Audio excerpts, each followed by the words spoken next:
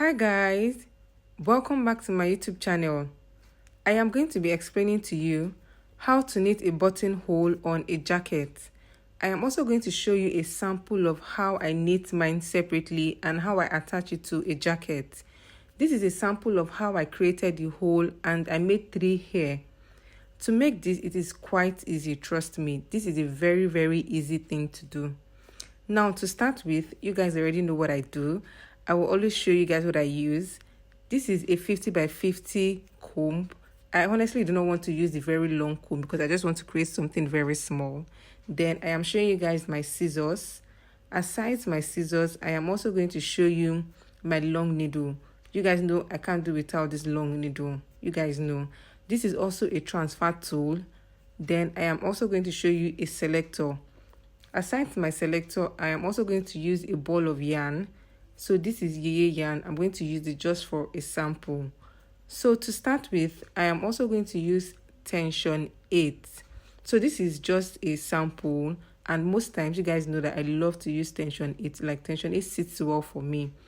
Now I'm going to also identify stitches 50-50 for you guys. You know, I said this is a sample, and towards the end of the video, I am also going to show you what I made.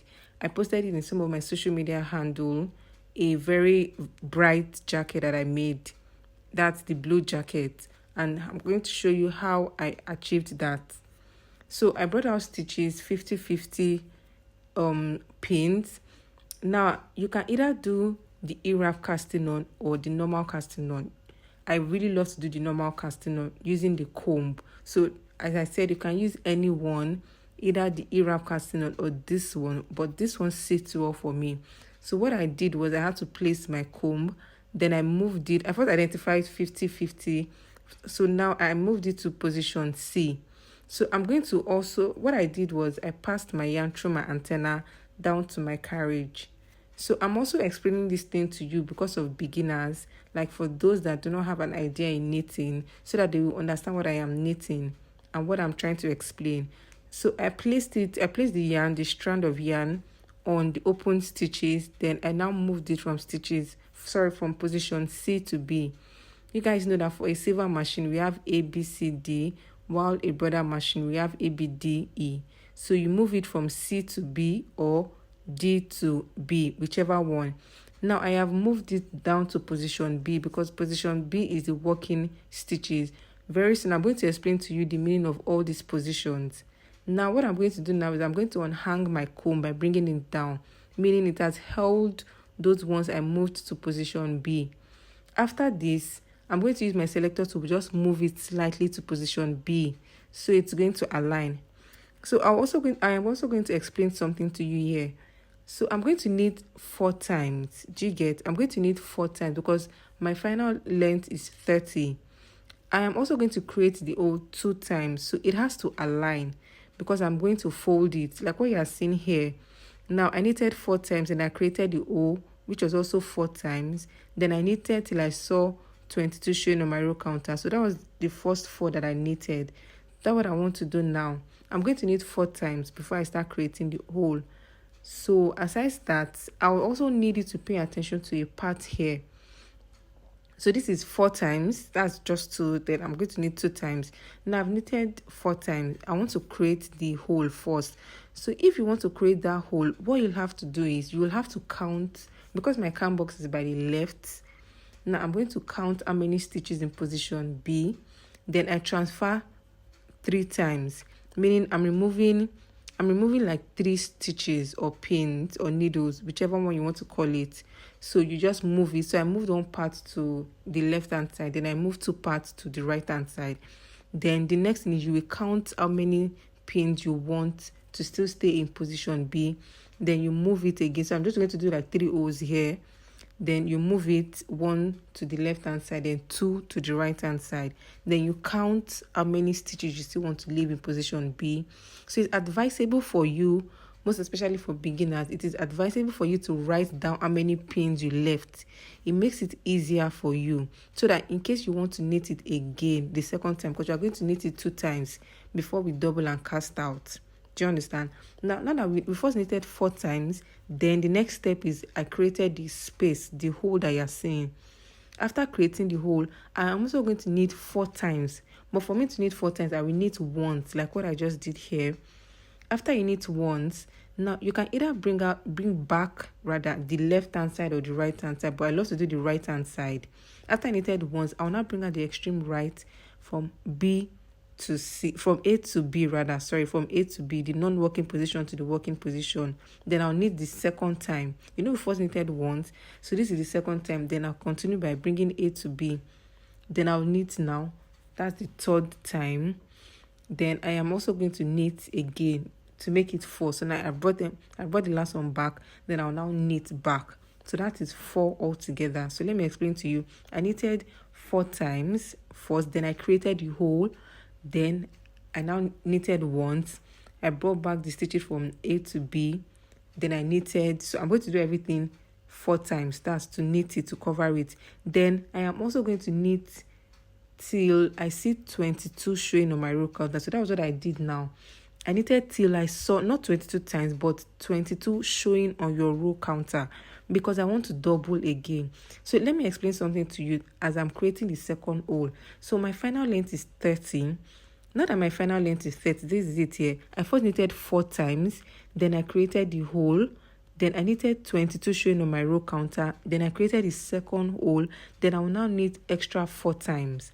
I'm going to also explain it in the comment section for you.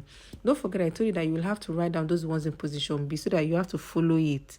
Do you understand? So it has to align. So now I said my final length is 30.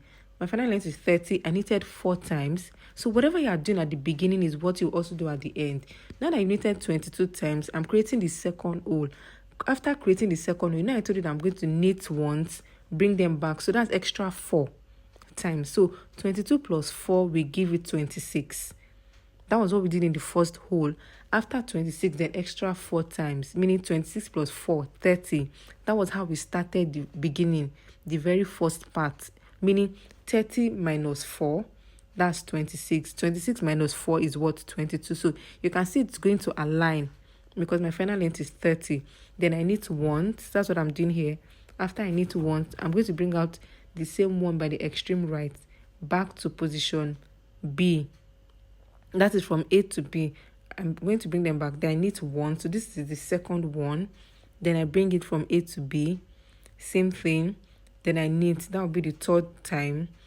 After that, I'll now bring the last stitch back to position back to position B. Then I now knit to make it 4 times. That's 26, showing, meaning from 4 plus 4, 8, then 22 showing on my row counter. Then I now knitted back again 4, that is 26. Then 26 plus 4 will give you 30. So that when I double and knit 2 times, it's going to align. Now there is a video that I'm going to show you towards the end.